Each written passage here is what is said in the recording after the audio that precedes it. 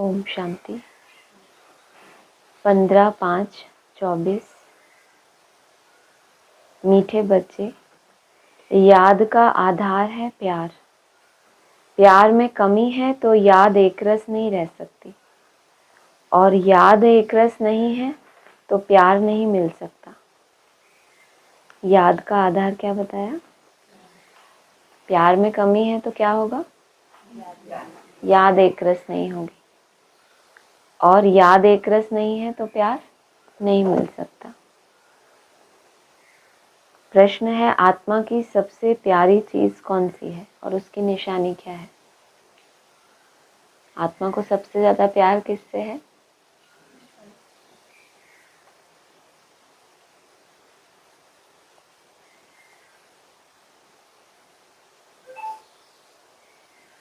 यह शरीर आत्मा के लिए सबसे प्यारी चीज है। शरीर से इतना प्यार है जो वह छोड़ना नहीं चाहती। बचाव के लिए अनेक प्रबंध रचती है। बाप कहते हैं, बच्चे, यह तो तमो प्रधान छींची शरीर है, तुम्हें अब नया शरीर लेना है, इसलिए इस पुराने शरीर से ममत्व निकाल दो। इस शरीर का भान ना रहे, यही है मंजिल। ना शरीर रहे और उसका भान ना रहे, यही क्या है आपकी मंजिल। ओम शांति। रूहानी बाप रूहानी बच्चों को समझाते हैं, अब यह तो बच्चे जानते हैं कि दैवीय स्वराज्य का उद्घाटन हो चुका है। अब तैयारी हो रही है वहां जाने के लिए। जहां भी कोई शाखा खोलते हैं तो कोशिश की जाती है बड़े आदमी द्वारा ओपनिंग कराने की।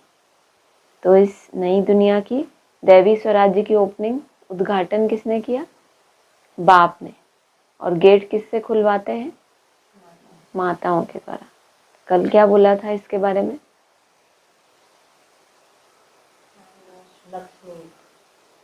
क्या? मंथन किया हुआ कलश। हाँ, फिर क्या होता है? फिर वो स्वर्ग के गेट खोलती है। जहां भी कोई शाखा खोलते हैं तो कोशिश की जाती है बड़े आदमी द्वारा ओपनिंग कराने की। बड़े आदमी को देख नीचे वाले ऑफिसर्स आदि सब आएंगे। समझो गवर्नर आएगा तो बड़े बड़े मिनिस्टर्स आदि आएंगे। अगर कलेक्टर को तुम बुलाओ तो बड़े आदमी नहीं आएंगे। इसलिए कोशिश की जाती है कि बड़े से बड़ा कोई आए, किसी न किसी बहाने से अंदर आए तो तुम उनको रास्ता बताओ। बेहद के बाप से बेहद का वर्षा कैसे मिल रहा है? ऐसा कोई दूसरा मनुष्य नहीं जो जानता हो तुम ब्राह्मणों के सिवाय। ऐसे भी सीधा नहीं कहना है कि भगवान आया है। ऐसे भी बहुत कहते हैं भगवान आ गया। मुझे लगता है ज्यादातर लोग ऐसे ही कहते हैं जब संदेश देते हैं कि क्या भगवान आ गया, हमें भगवान मिल गया। परंतु नहीं, ऐसे अपने को भगवान कहने वाले तो ढेर आए हैं। कंपटीशन बढ़ गया है ना, तो बाबा बोल रहे हैं तुम कुछ नया तरीका निकालो। यह तो समझाना है बेहद का बाप आकर बेहद का वर्षा दे रहे हैं। कल्प पहले मिसल ड्रामा प्लान अनुसार यह सारी लाइन लिखनी पड़े। मनुष्य लिखत पढ़ेंगे, फिर कोशिश करेंगे। जिनकी तकदीर में होगा। तुम बच्चों को मालूम है ना कि हम बेहद के बाप से बेहद का वर्षा ले रहे हैं। यहाँ तो निश्चय बुद्धि बच्चे ही आते हैं। निश्चय बुद्धि भी फिर कोई समय संशय बुद्धि बन जाते हैं। माया पछाड़ लेती है। चलते चलते हार खा जाते हैं। ऐसा तो लॉ भी नहीं है जो एक तरफ सदैव जीत हो। कौन सा खेल है? बॉक्सिंग का खेल है। हार होए ही ना। हार और जीत दोनों चलती है। युद्ध में भी 3 प्रकार के होते हैं, फर्स्ट क्लास, सेकंड क्लास और थर्ड क्लास। कभी कभी युद्ध ना करने वाले भी देखने के लिए आ जाते हैं। 2 लोग बॉक्सिंग करते हैं तो देखने वाले ज्यादा होते हैं या लड़ने वाले ज्यादा होते हैं? आप किस लिए आए हो? देखने के लिए या युद्ध करने के लिए? किस लिए? तो करेंगे तभी जीतेंगे, और हार जीत का खेल है, ये भी बता दिया बाबा ने। कि ऐसा भी नहीं कि ओवर कॉन्फिडेंस हो तुम्हें कि हम जीत ही गए। जब तक अपने मंजिल तक ना पहुंच जाए हमेशा अलर्ट रहें। इसीलिए माया की ताकत भी बीच बीच में बाबा हमें बताते रहते हैं, ताकि हम साक्षी ना हो जाएं कि माया हमारा क्या बिगाड़ेगी। जिस लेवल के आप हो, माया भी फिर बहुरूपी है ना, वैसा रूप बनाएगी। कभी कभी युद्ध ना करने वाले भी देखने के लिए आ जाते हैं, वह भी अलाउ किया जाता है। क्यों? उनको क्यों अलाउ किया जाता है? ये युद्ध करना ही नहीं चाहते, लेकिन आके देखना चाहते हैं कि बाकी सब क्या कर रहे हैं, यहाँ क्या होता है। क्यों अलाउ किया जाता है? शायद कुछ रंग लग जाए, शायद उनको भी, छोटे बच्चे होते हैं ना, उनको अच्छी अच्छी मूवीज दिखाते हैं स्कूल वाले, ताकि बच्चों के अंदर उत्साह है, शायद कुछ अच्छा करें अपने जीवन में, शायद कुछ रंग लग जाए और इस सेना में आ जाए। क्योंकि दुनिया को तो यह पता नहीं है कि तुम महारथी योद्धे हो। उनको लगता है जैसे बाकी सेंटर्स होते हैं ऐसे यहाँ भी मुरली चलती है, बाकी एक्चुअल आए तो पता चले कि यहाँ कैसे कैसे माया की युद्ध होती है। परंतु तुम्हारे हाथ में हथियार आदि तो कुछ भी नहीं है। तुम्हारे हाथ में हथियार आदि शोभेंगे भी नहीं। कौन से हाथ में हथियार चाहिए? स्थूल हाथ में तो हथियारों की कोई दरकार नहीं, शोभा ही नहीं देगा। कि ब्राह्मणों को कभी सामना करने वाला थोड़ी दिखाया जाता है, तो उनके हाथ में हथियार हो तो कैसा लगेगा? वो तो शोभेगा ही नहीं। बुद्धि रूपी हाथ में ऐसे हथियार हो जिनसे आप माया से युद्ध कर पाओ। परंतु बाप समझाते हैं ना, ज्ञान तलवार, ज्ञान कटारी, तो उन्होंने फिर स्थूल में समझ लिया है। तुम बच्चों को बाप ज्ञान के अस्त्र शस्त्र देते हैं, इसमें हिंसा की बात ही नहीं, परंतु यह समझते नहीं है। देवियों को स्थूल हथियार आदि दे दिए हैं, उनको भी हिंसक बना दिया है। यह है बिल्कुल बेसमझी। बाप अच्छी तरह जानते हैं कि कौन कौन फूल बनने वाले हैं। वह तो बाप खुद ही कहते हैं, फूल आगे होने चाहिए। कहते हैं ना, आगे चल के कैसे बिठाएंगे?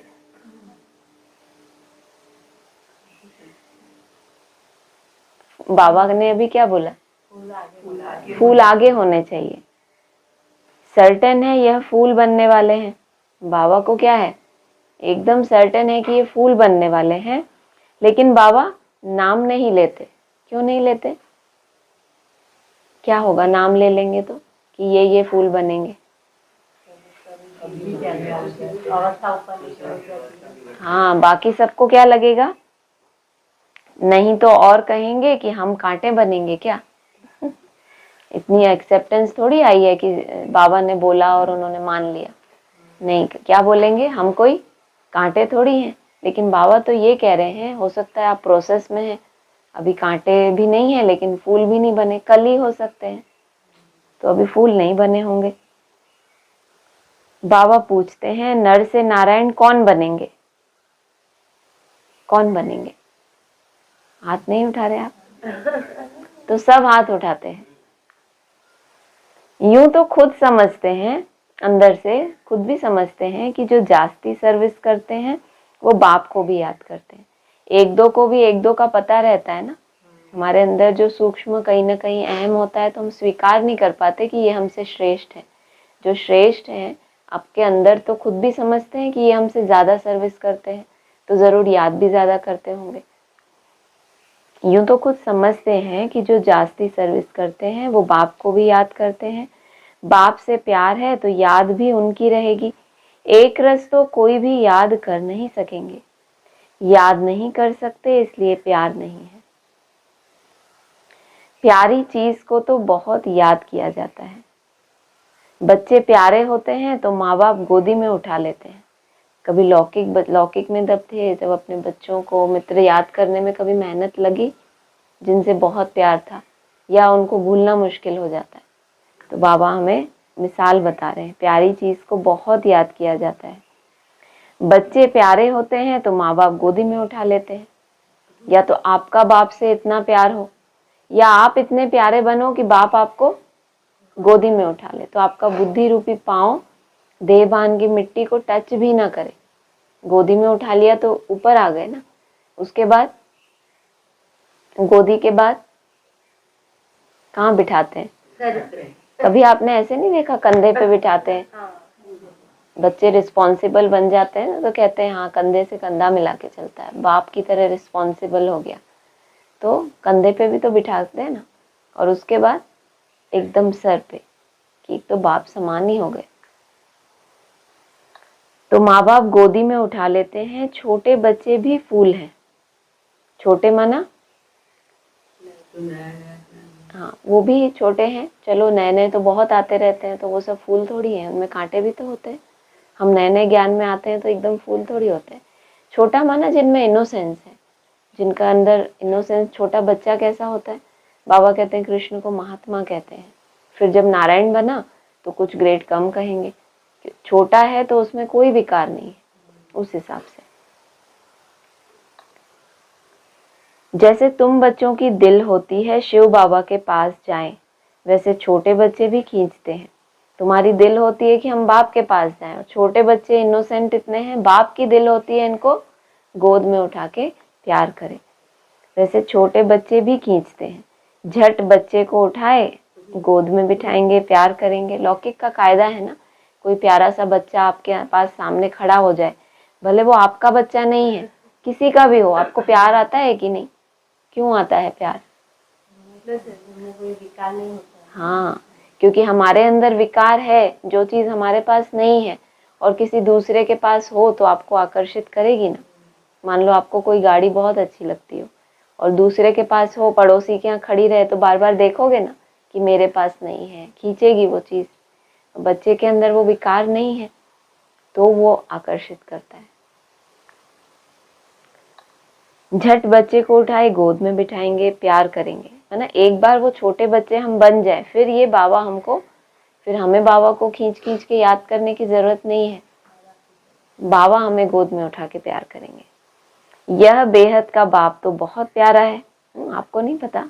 पता है, मालूम है सबको नहीं, फिर भी बाबा ने सोचा एक बार बता दे कि जो दुनिया में आपको प्यारे लगते हैं उनसे कहीं ज्यादा कौन प्यारा है? बेहद का बाप। सभी शुभ मनोकामनाएं पूरी कर देते हैं। क्या स्लोगन है? याद की यात्रा से सर्व संकल्पों की। जरूर शुद्ध संकल्प ही होंगे। जो याद की यात्रा की मेहनत कर रहे हैं उसमें यहाँ वहाँ के देहधारी वाले संकल्प थोड़ी होंगे। सर्व संकल्पों की विधि और सिद्धि प्राप्त होगी। मनुष्यों को क्या चाहिए? एक तो चाहते हैं तंदुरुस्ती अच्छी हो, कभी बीमार ना हो। सबसे अच्छी है यह तंदुरुस्ती। यह कौन सी तंदुरुस्ती? माना तंदुरुस्ती, यह और वह क्या होता है? मन की तंदुरुस्ती के लिए मुरली में आया है, जिनमें विकार कम है उनको बाबा तंदुरुस्त कहते हैं। बाबा की परिभाषा तंदुरुस्ती की अलग है। भले आपका शरीर कैसा भी हो, अगर विकार कम है तो बाबा ये मानता है कि आप क्या हैं? तंदुरुस्त हैं। तो दुनिया वाले भी चाहते हैं तंदुरुस्ती अच्छी हो, कभी बीमार ना हो। सबसे अच्छी है यह तंदुरुस्ती।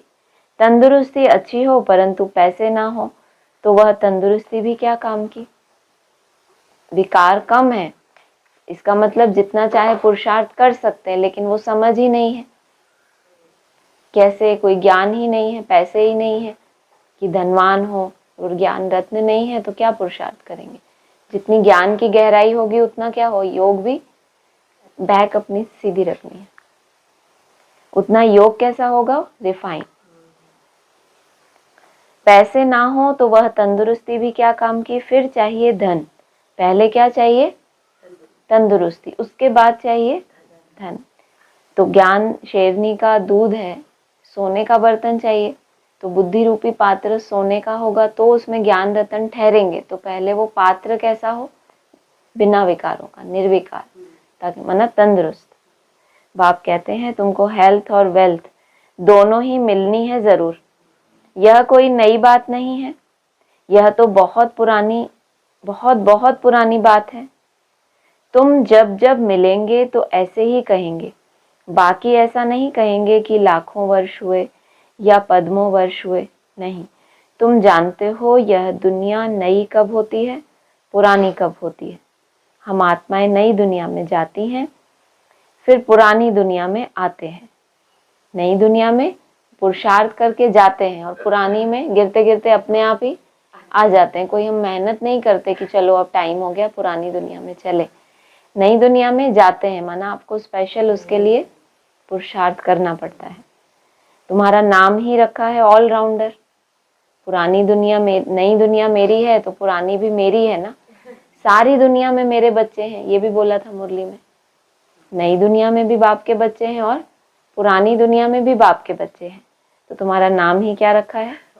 ऑलराउंडर। सब तरह के बच्चे हैं। ऊपर बोला ना, युद्ध करने वाले 3 प्रकार के हैं, फर्स्ट क्लास, सेकंड क्लास और थर्ड क्लास। तो थर्ड क्लास होंगे तो नई दुनिया के तो नहीं होंगे, तो उनके लिए भी तो दुनिया चाहिए ना। बाप ने समझाया है तुम ऑलराउंडर्स हो, पार्ट बजाते बजाते अभी बहुत जन्मों के अंत में आकर पहुंचे हो। पहले पहले शुरू में तुम पार्ट बजाने आते हो, वह है स्वीट साइलेंस होम। कोई कोई के लिए है डेड साइलेंस होम, और तुम्हारे लिए, तुमने यहाँ जैसे परम धाम में स्थिति में रहने की प्रैक्टिस की है तो वो क्या कहलाएगा? इसलिए बोला ना, तुम अपने परम धाम में, अपने सुख धाम में। मनुष्य शांति के लिए कितना हैरान होते हैं, यह नहीं समझते कि हम शांति धाम में थे, फिर वहां से आए ही हो पार्ट बजाने। पार्ट पूरा हुआ, फिर हम जहां से आए हैं वहां जरूर जाएंगे। सभी शांति धाम से आते हैं, सभी का घर वह ब्रह्मलोक है, ब्रह्मांड, जहां सब आत्माएं रहती हैं। रुद्र को भी इतना बड़ा बनाते हैं अंडे मिसल। उनको यह पता नहीं है कि आत्मा बिल्कुल छोटी है। कहते भी हैं स्टार मिसल है, फिर भी पूजा बड़े की ही होती है। तुम जानते हो इतनी छोटी बिंदी की तो पूजा हो नहीं सकती, फिर पूजा किसकी करे? तो बड़ा बनाते हैं, फिर पूजा करते हैं, दूध चढ़ाते हैं। वास्तव में तो वह शिव है, अभोक्ता। फिर उनको दूध क्यों चढ़ाते हैं? दूध पिए तो फिर भोक्ता हो गया। क्या बोला?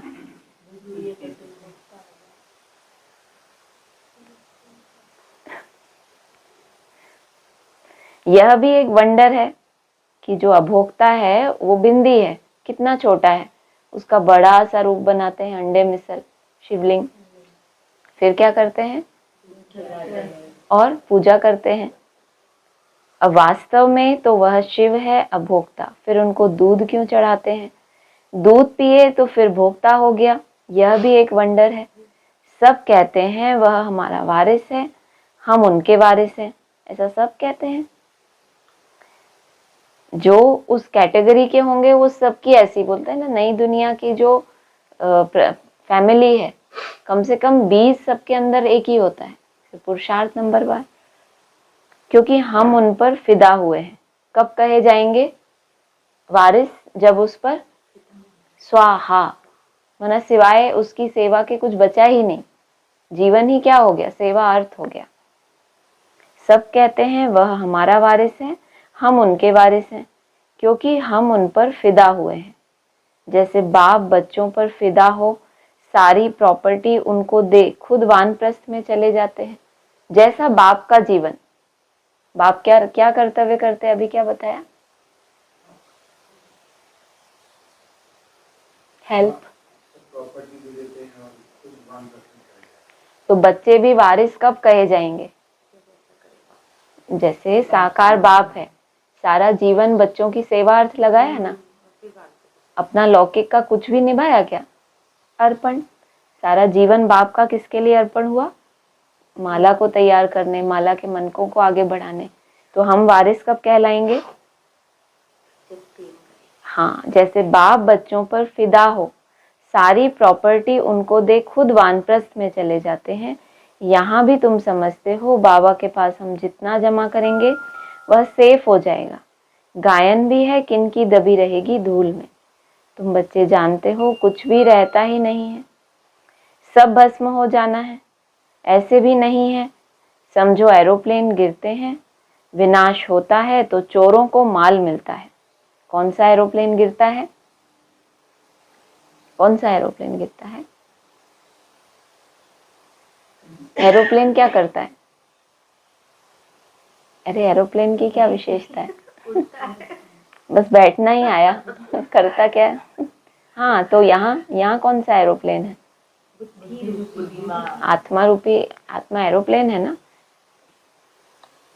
तो वो गिरता है, विनाश होता है, कुछ ना कुछ आत्मा नीचे आ गई, तो अपनी स्थिति से नीचे आ गई। तो चोरों को धीरे धीरे, जब आपको ड्यूटी मिल जाएगी कि यहाँ बैठ के सुनाओ तो सब चलेगा। हाँ, ये सब प्लान्ड नहीं होता है ना, ये इसकी कमाल है, सीट की कमाल है। तो एरोप्लेन गिरता है और विनाश होता है तो क्या होता है? चोरों को, अरे भाई चोरों को क्या मिल जाता है? एरोप्लेन गिरेगा तो उसके अंदर जो भी माल है उनका हो गया ना। तो यहाँ आत्मा रूपी एरोप्लेन नीचे आया तो चोर कौन से बताए? माया, रावण। चोर लूट ले जाएंगे। गिर गए। हाँ, तो वो चोर आपको क्या करेंगे? माया के चोर हैं। जहां भी किसी भी रूप में हो, कोई देहधारी के रूप में हो, कोई पदार्थ के रूप में हो, कुछ भी रूप में हो, और चाहे आपके इंटरनल कोई भी कमजोरी हो, तो चोरों को मौका मिल जाता है। क्योंकि एरोप्लेन ऊपर था, चोर तो नीचे है ना। चोर तो बेचारा गरीब है, वो एरोप्लेन तो अफोर्ड नहीं कर सकता ना कि एरोप्लेन में जाके बराबरी की टक्कर ले, जेट फाइटर। तो वो बेचारा नीचे, तो वो इंतजार करता है कि एरोप्लेन नीचे आए तो हमें कुछ मिले। तो चोरों को माल मिलता है, लेकिन चोर आदि खुद भी खत्म हो जाएंगे। इसको कहते हैं विघ्न विनाशक। चोर क्या हो जाएंगे? खुद भी खत्म हो जाएंगे। उस समय चोरी आदि भी बंद हो जाएगी। नहीं तो एरोप्लेन गिरता है तो पहले पहले सब माल चोरों के हाथ में है, तो एरोप्लेन गिरे भी तो बस चोरों को खत्म कर दे, बेचारा वापस उड़े तो सही, खाली तो ना कर दे उसको। जो बेचारे ने ज्ञान योग इतना इकट्ठा किया है, और कोई मित्र संबंधी रूपी चोर नीचे बैठा है। अब वो एरोप्लेन थोड़ी अवस्था से नीचे आया, उसने फोन किया, सारी उसका ज्ञान योग कि मेरा ये कर्म भोग, ये हिसाब किताब, अब वो भी रो रहा है, वो भी रो रहा है, क्योंकि लगाव है ना। तो जिससे लगाव है तो बुद्धि क्या होगा? बार बार वहां झुकेगी। झुकाव, लगाव की निशानी क्या है? झुकाव। बुद्धि बार बार वहां जाएगी, निकालना चाहोगे तो नहीं निकलेगी। तो आपका माल जो इतना इकट्ठा किया, सबसे डिटैच होके बाबा को याद याद, वो एक ही बार में चोर आके आपका, तो बाबा ऐसी व्यवस्था कर रहे हैं कि एरोप्लेन गिरे भी तो भी चोर नहीं होने चाहिए, वो खत्म हो जाए। हाँ, ताकि हम गिरे भी तो हमें कोई वो डर ना हो, है ना। उस समय चोरी आदि भी बंद हो, क्योंकि विघ्न विनाशक का प्रयोग करेंगे तो फिर चोर कहाँ बचेंगे।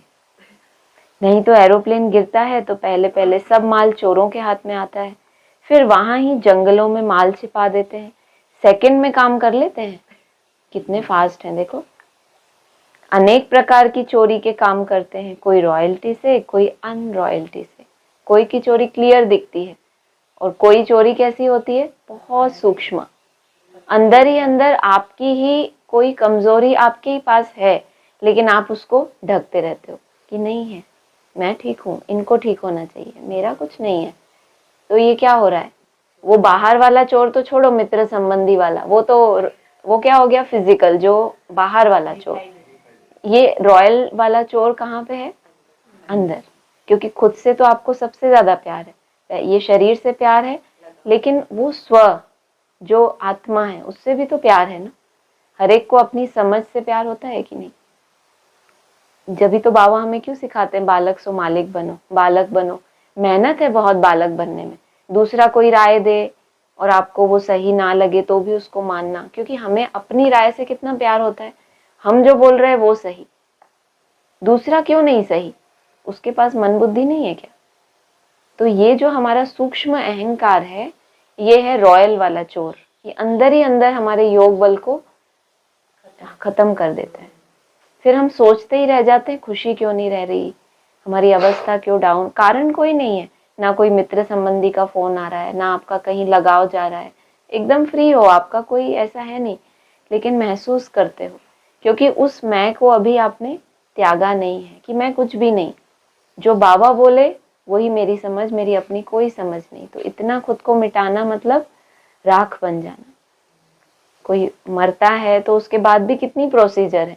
देहभान से मरा, फिर उसको शमशान में ले गए, फिर उसकी चिता सजाई, इतनी सारी लकड़ियां रखी कि पूरा ही जल के खाक हो जाए, ऐसा ना हो थोड़ी बहुत लकड़ियां हो, अधूरा ही जले, फिर जाके वो राख बनता है। अब बेहद में हम कहते हैं हम जीते जी मरेंगे, जीते जी मरेंगे। मरने के बाद भी बाबा कहते हैं, बाबा अभी देखेंगे कि राख कौन बनते हैं और कितने बनते हैं, कोटों में एक, लाखों में एक कौन बनते हैं। अभी तो जीते जी मरना सीख रहे हो, उसके बाद क्या सीखोगे? राख बनना। अभी धीरज धरो। तुम जानते हो यह सब विनाश हो जाएंगे और तुम सारे विश्व के मालिक बन जाएंगे। तुमको कहाँ कुछ ढूंढना नहीं पड़ेगा कि अरे मेरा कोई चोर कुछ ले गया तो अब मैं ढूंढूं, है ना। नहीं तो किसी का चोरी होता है तो कितनी रिपोर्ट करनी पड़ती है। तुम तो बहुत ऊंच घर में जन्म लेते हो, पैसे की दरकार ही नहीं। राजाओं को कभी पैसे लेने का ख्याल भी नहीं होगा। देवताओं को तो बिल्कुल ही नहीं रहता। इस कैटेगरी की जो आत्माएं ब्राह्मण भी होंगी, ये विशेषताएं बाबा क्यों बता रहे हैं हमें? त्रेता युग के राजाओं की विशेषताएं बता रहे हैं या सतयुग के देवताओं की बता रहे हैं? क्यों बता रहे हैं हमें? कि यहाँ जो वो बनने वाली आत्माएं होंगी, लालने के पांव पालने में दिखाई देंगे ना। तो क्या बोला? राजाओं को कभी पैसे लेने का ख्याल भी नहीं होगा, जो राजा बनने वाली होते हैं। बाबा कहते हैं ब्रह्मा कुमारी कोई राजा कुमारी बनेगी और कोई प्रजा कुमारी बनेगी, तो कैसे पता चलेगा? ये विशेषता बताई। राजाओं को कभी पैसे लेने का ख्याल भी नहीं आएगा। स्वतः ही बाबा ने उस दिन क्या कहा था? मांगने से सेंटर सर्विस को, वृद्धि को नहीं पाएगा। देवताओं को तो बिल्कुल ही नहीं रहता। बाप तुमको इतना सब कुछ देते हैं जो कभी चोरी, चकारी, ईर्ष्या आदि की बात ही नहीं। देखो ये ऐड किया ना, जो अभी हमने ऊपर बात की। ठीक हो आप?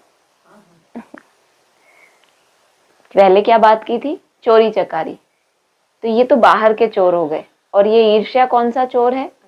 रॉयल चोर है, जो आपने अंदर ही पाल के रखा है, लेकिन वो आपको अच्छा लगता है, वो आपको सही लगता है। एक टाइम ऐसा आएगा कि उससे आपको नफरत होने लगेगी, तब वो बाहर जाएगा। कोई मेहमान घर में आ जाए और आप उसको अवॉइड करने लगते हो तो वो भागता है ना। जब तक आपको लग रहा है नहीं नहीं बहुत अच्छा है, सब ठीक है, तो वो भागेगा कभी। तो ईर्ष्या भी क्या है? ऐसा मेहमान जो अभी आपको इतना बुरा नहीं लग रहा, क्योंकि आपको अभी पता ही नहीं चल रहा कि ये कहीं ना कहीं बैठा है। तो जब उससे क्या होगा? पकड़ में आएगा वो कि अरे ये ही सारा गड़बड़ कर रहा था अंदर बैठ के, तो फिर क्या करोगे उसको? वहां कभी चोरी चकारी, ईर्ष्या आदि की बात ही नहीं। तुम बिल्कुल फूल बन जाते हो। बिल्कुल फूल इसको कहते हैं। बाबा की परिभाषाएं थोड़ी सी। कांटे और फूल है ना, यहाँ सब कांटे ही कांटे हैं। जो विकार के सिवाय रह नहीं सकते तो जरूर उनको कांटा ही कहना पड़े। राजा से लेकर सब कांटे हैं। तब बाबा कहते हैं मैं तुमको इन लक्ष्मी नारायण जैसा बनाता हूँ, अर्थात राजाओं का भी राजा बनाता हूँ। सोचो, राजा से लेकर सब कांटे हैं। ब्राह्मणों की दुनिया में राजा वाली क्वालिटी है कि चलो पैसे लेने का ख्याल नहीं आता, तो भी क्या है? फूल तो नहीं बने, क्योंकि इतनी गहरी समझ भी तो हो कि फूल कैसे बनना है।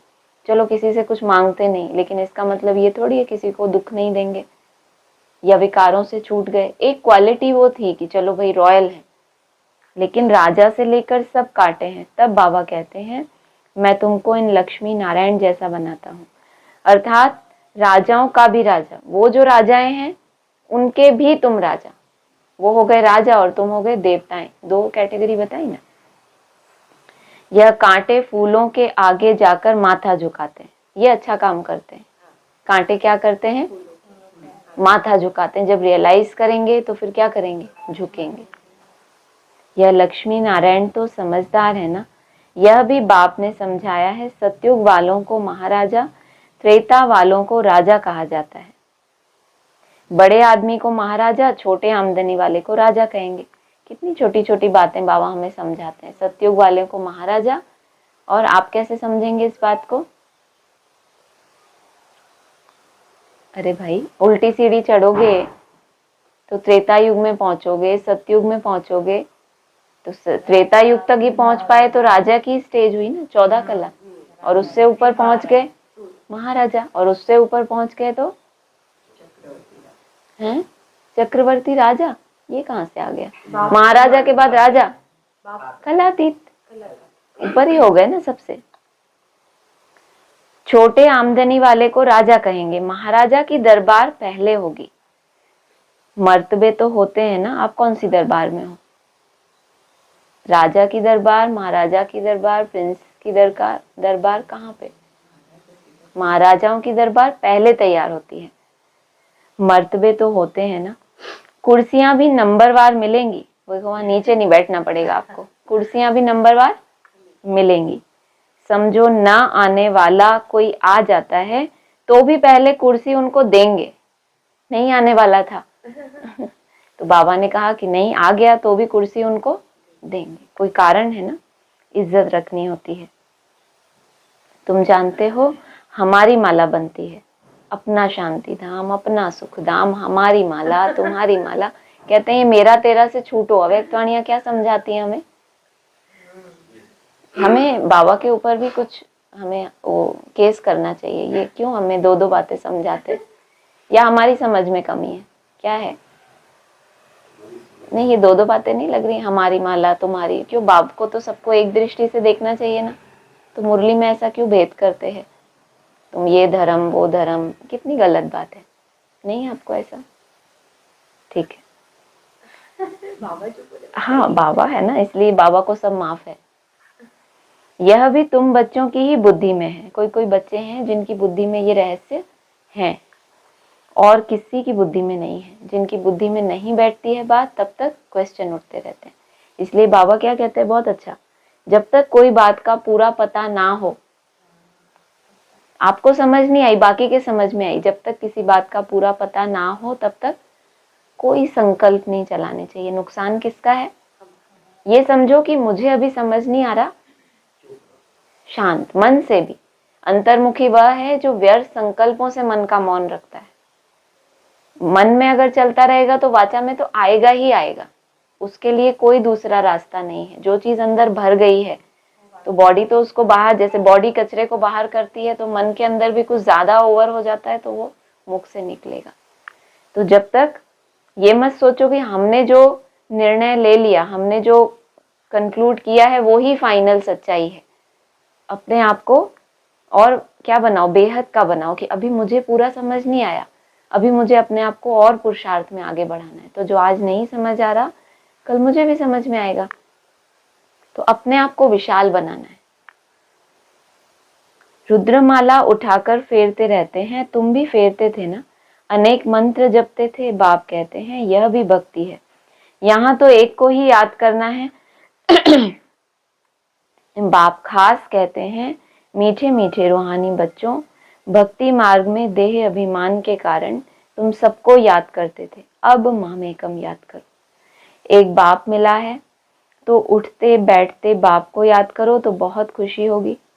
बाप को याद करने से सारे विश्व की बादशाही मिलती है। जितना टाइम कम होता जाएगा उतना जल्दी जल्दी याद करते होंगे, करते रहेंगे। एक वरदान जैसा है। क्या बोला?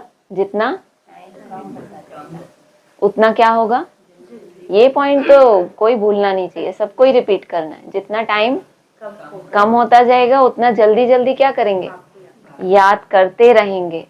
या तो आपसे परिस्थितियां कराएं, या आपका सुंदर, अगर लंबे काल का पुरुषार्थ है तो उमंग धीरे धीरे बढ़ता जाएगा, या फिर परिस्थिति ऐसी बन जाएगी, कोई कर्म भोग आ गया तो अब मजबूरी है, क्या करोगे? पड़े पड़े बाबा को ही याद करोगे ना। लेकिन कहाँ, वो अपनी तपस्या से, अपनी लगन से करना। दिन प्रतिदिन कदम बढ़ाते रहेंगे, नहीं बढ़ाएगा तो बाबा क्या, परिस्थितियां क्या करेंगी? धक्का लगाती रहेंगी। आत्मा कभी थकती नहीं है। कल होमवर्क दिया था ना, क्या होमवर्क था कल का शीतल बहन? एहा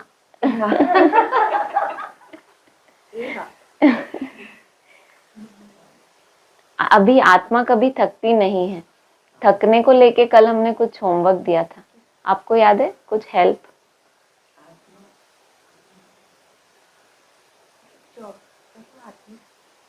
इतना पुरुषार्थ, जो हमने भट्टी की बात की थी, हम 4 घंटे का टारगेट रखते हैं ना, तो हम कहते हैं अरे इतनी भट्टी की, अब थक गए। आत्मा कभी उमंग उत्साह से करेंगे और अपनी प्राप्तियों को याद रखेंगे तो ये होमवर्क था ना, तो कल तो नहीं किया होगा, तो फिर आज फिर से ये होमवर्क, ठीक है? हाँ, उल्लास में कहना। तो जो आपको मेहनत, कभी मेहनत लगेगी नहीं। तो अंत में क्या होगा, दिन प्रतिदिन कदम बढ़ाते रहेंगे। कदम बढ़ाना वही ना, चल फिर के यात्रा कर रहे हैं जो। आत्मा कभी थकती नहीं है। शरीर से कोई पहाड़ आदि पर चढ़ेंगे तो थक जाएंगे। बाप को याद करने में तुमको कोई थकावट नहीं होगी। अगर उस याद में मन बुद्धि धीरे धीरे एकाग्र होने का अभ्यास हो जाए, फिर तुमको कोई थकावट नहीं होगी। खुशी में रहेंगे। खुशी जितनी बढ़ती जाएगी, खुशी किसी बात की होती है आपको, तो मान लो आपको पहाड़ चढ़ना है और आपको पता है वहां कोई मेरा बहुत प्यारा मित्र संबंध है, लेकिन मुझे इतना चल के जाना पड़ेगा, उस तरफ वो बैठा है जिससे मुझे मिलना है। तो वो खुशी जो है, लोग मन्नतें मांगते हैं तो देवियों के यहाँ जाते हैं, तो आपने कभी देखा ऐसे रोते रोते जाएं कि अरे इतने पहाड़ चढ़, बूढ़े बूढ़े लोग भी चढ़ते जाते हैं कैसे भी करके, कोई कोई लेटते लेटते जाते हैं। तो वो अंदर उनके क्या है ड्राइविंग फोर्स, उनको कैसे वो वहां तक पहुंचाता है। वही चीज है ना, शरीर तो सबके ही है, बुजुर्ग है, जवान है, 5 तत्व तो वही है पुराने, लेकिन आत्मा की जो ताकत है वो शरीर को इतना दौड़ाती है। बाबा को याद कर आगे चलते जाएंगे। आधा कल्प बच्चों ने मेहनत की है शांति धाम में जाने के लिए। अरे वाह, आधा कल्प मेहनत की है, कहाँ जाने के लिए? शांति धाम में जाने के लिए। एम ऑब्जेक्ट का कुछ भी पता नहीं है, तुम बच्चों को तो परिचय है। भक्ति मार्ग में जिसके लिए इतना सब कुछ किया, वह कहते हैं अब मुझे याद करो। तुमने ही किया है इतना सब कुछ, तो वो बंद गया। तुमने ही पुकारा है। हम सोचते हैं हमने कब पुकारा, अनेक जन्म तुमने उसकी मूर्तियों के सामने बैठ के आंसू बहाए हैं कि जल्दी आओ भगवान, क्योंकि उसने गीता में प्रॉमिस किया था ना, यदा यदा ही धर्मस्य। तो तुम्हारे ऊपर थोड़ी सी मुसीबत आई, तुमने सोचा हो गया यदा यदा ही धर्मस्य का टाइम, तो आ जाओ बस।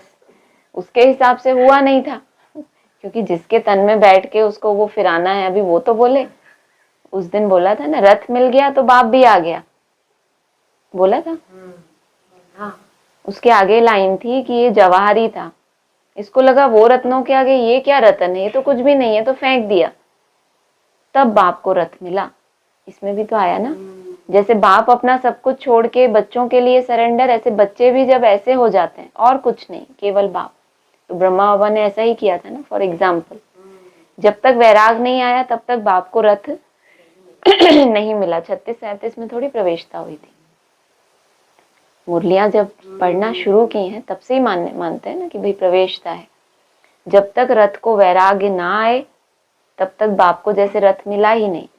ऐसे अभी वारिस की बात की, तुम मेरे वारिस, मैं तुम्हारा वारिस। कब? जब सब कुछ स्वाहा, अब आपके अलावा कुछ भी नहीं। बहुत गहरी परिभाषा है। ब्रह्मा बाबा ने कैसा त्याग किया था, बच्चों को कुछ दिया, वो तो एक मिसाल था।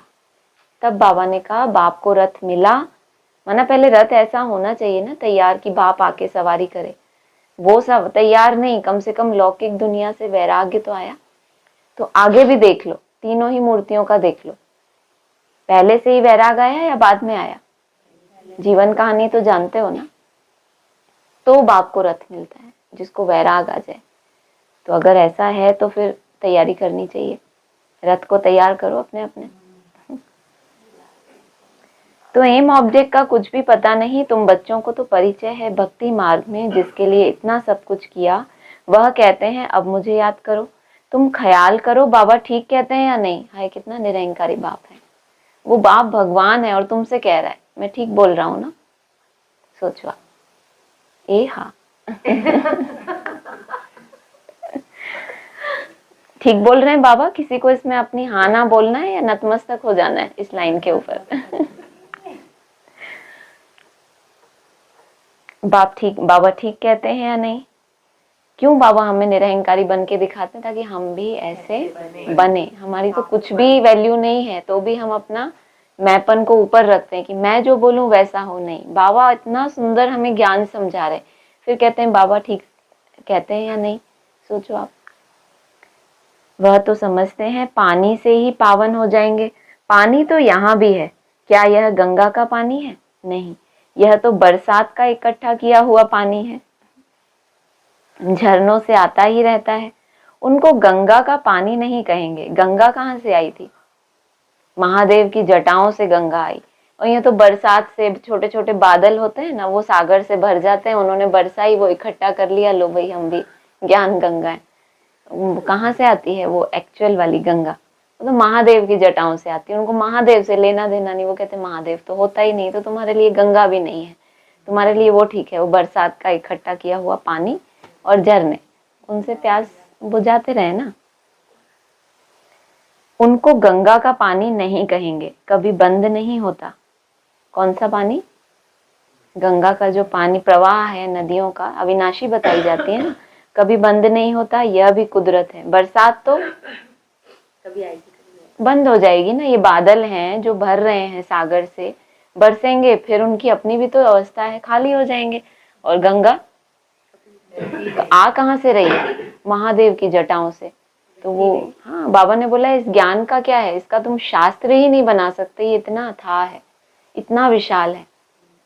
तो एडवांस ज्ञान देखा ना, कितना डिस्कशन, प्रश्नोत्तर, कितने भी प्रश्न हो, ऐसा नहीं कि लिमिटेड, कि इतना मुरली हुई, इतना हुआ, खत्म। अनलिमिटेड कहेंगे इसको। परंतु पानी आता ही रहता है। वैष्णव लोग हमेशा कुएं का पानी पीते हैं। ये वैष्णव लोग कुछ ज्यादा ही वो है, इनको नदी भी नहीं चाहिए, इनको बरसात का इकट्ठा हुआ पानी भी नहीं चाहिए। सागर खारा खारा होता है ना, कुआं तो मीठा होता है। तो वो कुआं भी किसने बनाया उनके लिए?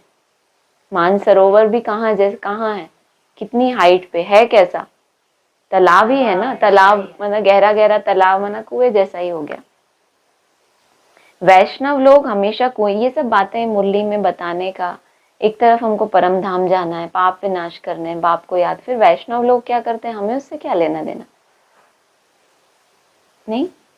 तो ये कुआं, नदियां, सागर, बादल, ठीक है ना। अभी तो एक तरफ समझते हैं यह पवित्र है, दूसरे तरफ फिर पतित से पावन बनने के लिए गंगा में स्नान करने जाते हैं। इसे तो अज्ञान ही कहेंगे। बरसात का पानी तो अच्छा ही होता है, यह भी ड्रामा की कुदरत कहा जाता है। खुदाई, नेचुरल कुदरत। बीज कितना छोटा है, उनसे झाड़ कितना बड़ा निकलता है। यह भी जानते हो, धरती कलराटी हो जाती है तो फिर उनमें ताकत नहीं रहती, स्वाद नहीं रहता। तुम बच्चों को बाप यहाँ ही सब अनुभव कराते हैं कि स्वर्ग कैसा होगा। Point to be highlight. तुम बच्चों को बाप बोलो बच्चे, स्वर्ग कैसा होगा यहाँ ही अनुभव कराएंगे। क्यों? मेहनत इतनी यहाँ कर रहे हो, अगले जन्म में जाके तुम्हें स्वर्ग मिले तो तुम्हें क्या टेस्ट आएगी? अभी तो नहीं है। ड्रामा में यह भी नूंद है, बच्चों को साक्षात्कार होता है, वहां के फल आदि कैसे अच्छे मीठे होते हैं। तुम ध्यान में देख आकर सुनाते हो, उन्होंने तो सिर्फ ध्यान में देखा और तुम प्रैक्टिकल देखेंगे। फिर अभी जो साक्षात्कार करते हो वह वहां जब जाएंगे तब इन आंखों से देखेंगे। आदि में आप लोगों ने भी क्या किया, साक्षात्कार किए ना, और अभी इस जन्म में प्रैक्टिकल देखोगे या लगता है कि अगले जन्म में ही देखेंगे? नहीं नहीं, तो वही हुआ ना, उस समय क्या किया, साक्षात्कार, और अभी प्रैक्टिकल में देखेंगे। जो बोला, फिर अभी जो साक्षात्कार करते हो वह वहां जब जाएंगे तब इन आंखों से देखेंगे, मुख से खाएंगे भी। ऐसे नहीं कि तुम्हें एंट्री नहीं मिलेगी, खाएंगे भी। जो भी साक्षात्कार करते हो वह इन सब इन आंखों से देखेंगे। फिर है पुरुषार्थ पर। दिखाई तो तुम्हें दे रहा है, लेकिन फिर उसके बाद भी क्या मदार है? सिर्फ देखने खाने पीने से खुश होना, या स्वर्ग में से भी ऊपर हमारा कोई लक्ष्य है? वैकुंठ लक्ष्य है, वहां तो कोई ऐसा है ही नहीं। शुभ ही रस है, खाने पीने का भी इतना कोई रोल नहीं है। अगर पुरुषार्थ ही नहीं करेंगे तो क्या पद पाएंगे? तुम्हारा पुरुषार्थ चल रहा है, तुम ऐसे बनेंगे। इस विनाश के बाद इन लक्ष्मी नारायण का राज्य होगा, यह भी अब मालूम पड़ा है। पावन बनने में ही टाइम लगता है। याद की यात्रा मुख्य है, देखा गया है बहन भाई समझने से भी बाज नहीं आते हैं, माना बुरी आदत नहीं छोड़ते। तो अब फिर कहते हैं भाई भाई समझो। बहन भाई समझने से भी दृष्टि नहीं फिरती है, भाई भाई देखने से फिर शरीर ही नहीं रहता।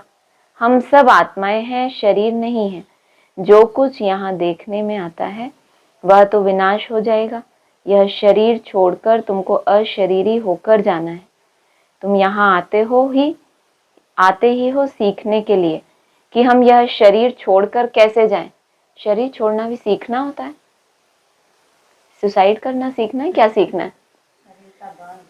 बाबा कह रहे हैं तुम यहाँ आते ही हो सीखने के लिए कि हम यह शरीर छोड़कर कैसे जाएं। मंजिल है ना वो शरीर जो सात्विक तत्वों का था, अभी ये तामसी तत्वों में हिरा हुआ है, तो उसको वो तत्व आकर्षित करते हैं।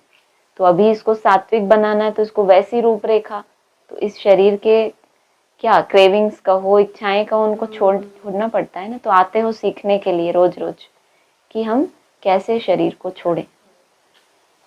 मंजिल है ना, शरीर तो आत्मा को बहुत प्यारा है, शरीर ना छूटे इसके लिए आत्मा कितने प्रबंध करती है। कहीं हमारा यह शरीर छूट ना जाए। आत्मा का इस शरीर से बहुत बहुत प्यार है। बाप कहते हैं यह तो पुराना शरीर है, तुम भी तमो प्रधान हो, तुम्हारी आत्मा चीची है, इसीलिए दुखी बीमार हो पड़ते हैं। बाप कहते हैं अभी शरीर से प्यार नहीं रखना, यह तो पुराना शरीर है, अब तुमको नया खरीद करना है। कितना महंगा है नया शरीर?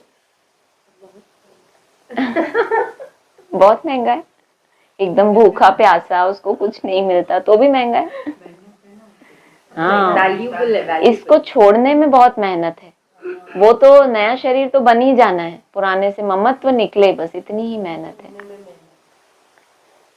अभी तुमको नया खरीद करना है। ये नई बात बताई आज बाबा ने हमको कि पुराना शरीर छोड़ के नए को खरीदना है। खरीदने के लिए मनी भी तो चाहिए। मनी कैसे इकट्ठी कर रहे हो? मैं आत्मा हूँ, आत्मा हूँ, बिंदियां लगाते जा रहे हो माना। एक एक सोने की मोहर है ना, ये बिंदी क्या है? पदम कदम कहते हैं ना, एक एक सेकंड में पदम कमाई हो रही है। तो ये जो मनी इकट्ठी कर रहे हो मदद करेंगे आपको पुराने शरीर को छोड़ने के लिए। अभी तुमको नया खरीद करना है। कोई दुकान नहीं रखा है जहां से खरीद करना है? क्यों राजन भाई, कोई दुकान है क्या? नहीं तो बहुत इजी हो जाए कि भाई इतना इतना हमारा चार्ट है, देख लो और हमें नया शरीर दे दो।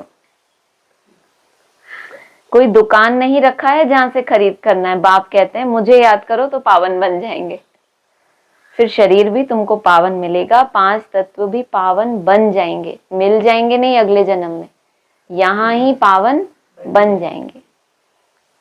बाप सब बातें समझाकर फिर कहते हैं मन मना भव। इतना सारा बोला।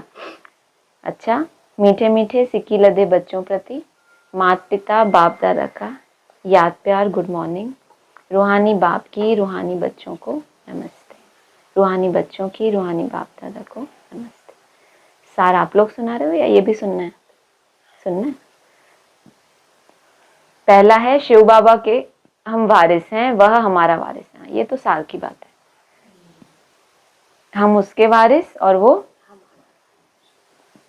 इस निश्चय से बाप पर पूरा फिदा होना है। जितना बाबा के पास जमा करेंगे उतना सेफ हो जाएगा। कहा जाता है किनकी दबी रहेगी धूल में। कांटे से फूल अभी ही बनना है। एक रस याद और सर्विस से बाप के प्यार का अधिकारी बनना है। दिन प्रतिदिन याद में कदम आगे बढ़ाते रहना है। इन्होंने तो कहा बढ़ाते रहना है, वास्तव में मुरली में था बढ़ते रहेंगे। जितना जितना टाइम कम होता जाएगा उतना तुम्हारी याद में कदम आगे बढ़ते रहेंगे। वरदान है अपने पुरुषार्थ की विधि में स्वयं की प्रगति का अनुभव करने वाले सफलता के सितारे भव। जो भी विधि अपना रहे हो उसमें रोज मेरी क्या प्रगति हो रही है? गलत बोल रही है? प्रगति, मुझे भी रियलाइज हुआ। जो अपने पुरुषार्थ की विधि में स्वयं की प्रगति व सफलता का अनुभव करते हैं वही सफलता के सितारे हैं। उनके संकल्प में स्वयं के पुरुषार्थ के प्रति भी कभी ये शब्द नहीं होगा। क्या क्या हो सकता है? उनको अपने पुरुषार्थ के प्रति कभी ये नहीं आएगा, हाँ, कि पता नहीं होगा या नहीं होगा, पता नहीं मैं सही कर रहा हूँ नहीं कर रहा हूँ, कर सकेंगे या नहीं। असफलता का अंश मात्र भी नहीं होगा। अगर असफलता का संकल्प आता है, पता नहीं मेरा अनिश्चय है कि फेल ना हो जाऊं, तो फिर आपने हो ही जाना है। स्वयं प्रति सफलता अधिकार के रूप में अनुभव करेंगे। उन्हें सहज और स्वतः सफलता मिलती रहती है। एक ही सफलता का कोई एक वो नहीं है मापदंड कि बस इतना चार्ट हुआ, मिलती रहती है। इस लेवल तक पहुंचे, फिर इससे आगे, फिर और आगे। किसी विकार को जीतने के लिए भी लेवल्स होते हैं, जमदे जामदे नहीं होता। इसलिए बोला सफलता मिलती रहती है। स्लोगन है सुख स्वरूप बनकर सुख दो तो पुरुषार्थ में दुआएं ऐड हो जाएंगी। पहले खुद सुख स्वरूप बनकर सुख दो तो पुरुषार्थ में दुआएं ऐड हो जाएंगी। दूसरों को सुख दे रहे हो और जिसमें कि आपका कोई स्वार्थ नहीं है। अगर स्वार्थ है और उसको सुख दे रहे हो, वो बात नहीं। हाँ, आपको दरकार नहीं, आप खुद सुखी हो। ऐसा नहीं कि सामने वाले को मनाओ तो मुझे उससे सुख मिले, कोई स्वार्थ नहीं है, लेकिन तो भी सुख दे रहे हो तो आपके पुरुषार्थ में दुआएं ऐड होंगी। अच्छा, ओम शांति।